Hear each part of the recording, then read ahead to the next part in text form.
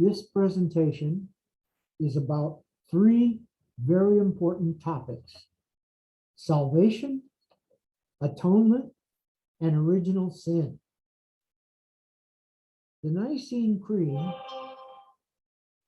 states that Christ died for our salvation, and this has become a crucial consensus belief for all Christians. But there still remain some interesting questions about how this was accomplished. Atonement claims that Christ died and suffered on the cross in order for all our sins to be forgiven, but especially original sin. This is because original sin causes humans to be born not in a neutral or natural state, but instead to have a significant burden of sin attached to them. This sin creates a permanent blockage from God unless something drastic is done to change this. Let us examine original sin. Pope Paul VI gave this statement on original sin in 1968. We believe that in Adam all have sinned, which means that the original offense committed by him caused human nature, common to all men, to fall to a state in which it bears the consequences of that offense, and which is not the state it was with our first parents, established as they were in holiness and justice, and in which men knew neither evil nor death. It is human nature, so fallen, stripped of the grace that caused it, injured in its own natural powers, and subjected to the dominion of death that is transmitted to all men. We therefore hold that original sin is transmitted with human nature, not by imitation, but by propagation, and it is proper to everyone. We believe that Jesus Christ redeemed us from original sin and all the personal sins committed by each one of us. The most often scriptural texts in support of original sin can be found in Romans 3:10-18, Romans 8, verse 3, and Ephesians 2, verses 1-9.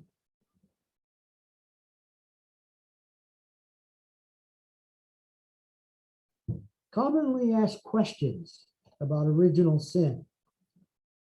How did sin or evil get into the world in the first place? The fallen angels? How did Adam come to understand that what he was doing was a sin? Why should we be punished for something that was committed by someone else? Is it fair to blame all women because Eve tempted Adam? Isn't it depressing to think that human beings start out so bad that they can't become good without God's help? How can we base such a belief on a biblical creation story, which is a myth and not literally or historically true? If we adopt an evolutionary approach, when and how did humans become self-aware of sin and that decisions have moral aspects? How does the burden of original sin interrelate with the often claimed natural impulse to do good and avoid evil?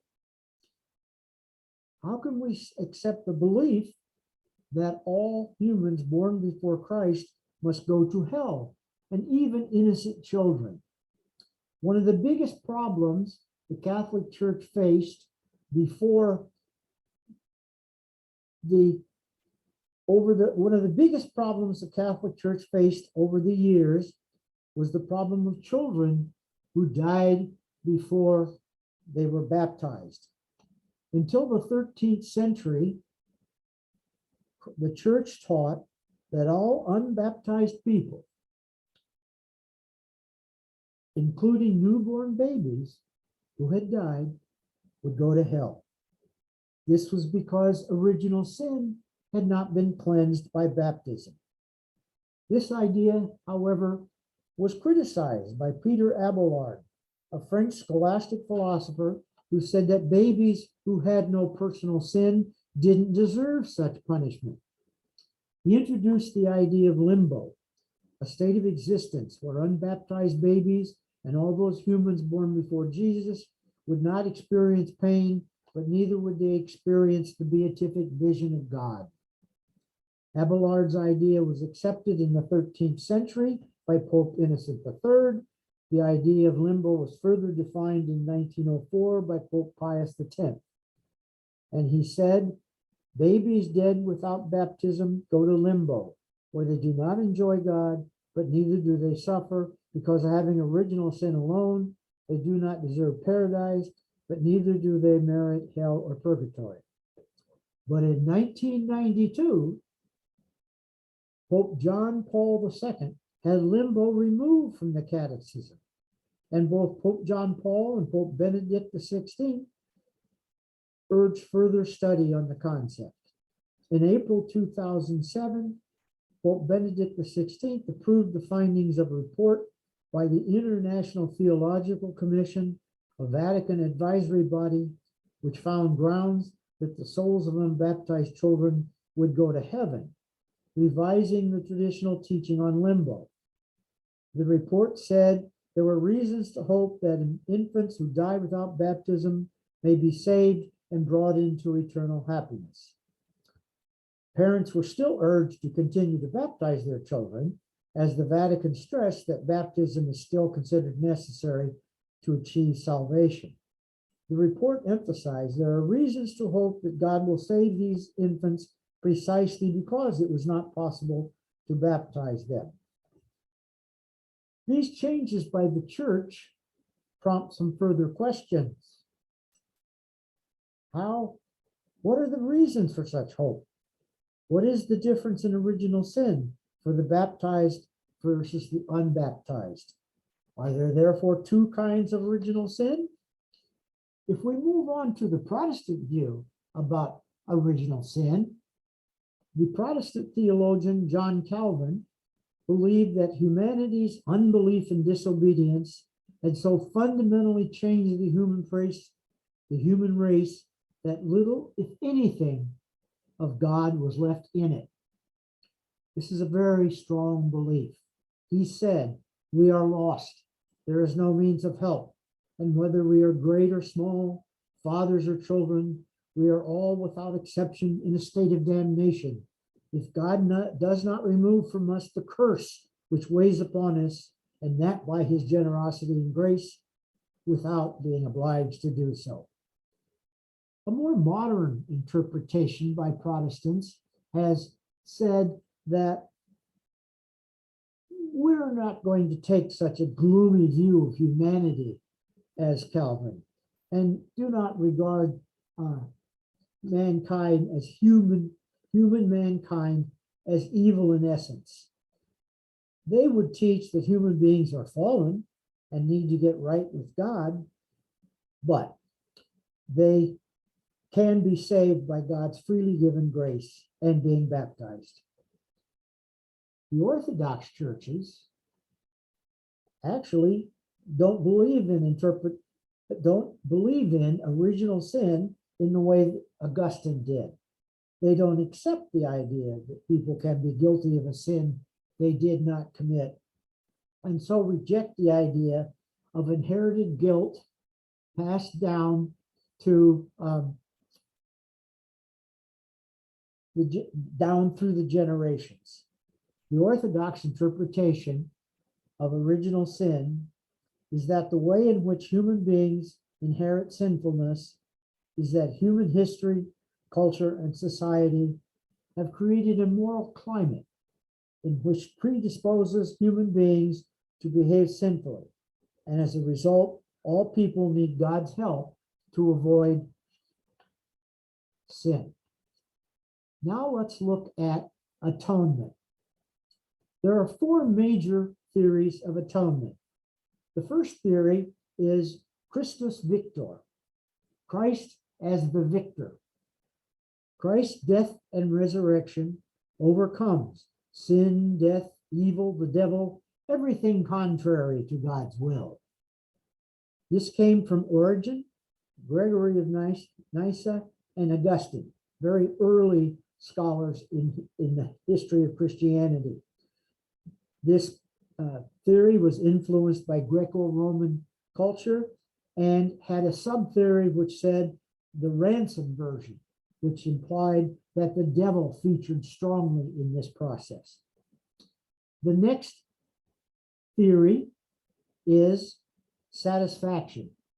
Humans sinned and dishonored God. God's justice demands punishment, but humans can't repay such a debt owed to God. Therefore, the God-man must repay such a debt owed to God. The God-man must satisfy this debt as an alternative for humans who can't do it. This came from Anselm. Guilt is averted, and this was influenced by the feudal culture. The third theory is penal substitution. God's justice demands punishment. Christ is a substitute scapegoat for us. This was the view of Calvin and Luther. Guilt is absorbed. This was influenced by modern justice culture. As the slide says, substitution is the very marrow of the whole Bible, the essence of the gospel. The fourth theory is the moral influence theory. God is not cruel. Atonement demonstrates God's perfect love and forgiveness. This was from Abelard, and he was the creator of limbo, as we just saw. And the problem with this is that there is some truth in it, but alone it does not capture the entirety of reconciliation. So therefore, we can conclude that the moral influence theory, the last one, has had the least support, but somewhat recently has been favored by Christian modernism. The Christus Victor theory seems reasonable, but it doesn't explain why the suffering of the crucifixion is necessary. The satisfaction and penal substitution theories are the most dominant in contemporary Christianity. They can also be seen as largely the same, except for the alternative substitute distinction.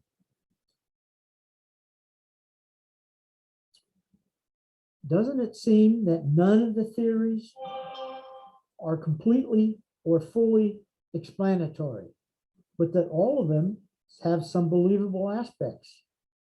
How about the claim that they constitute divine child abuse, in that God the Father makes God the Son to suffer? But since the Trinity is a unity, this appears to be a semantic observation without a real distinction.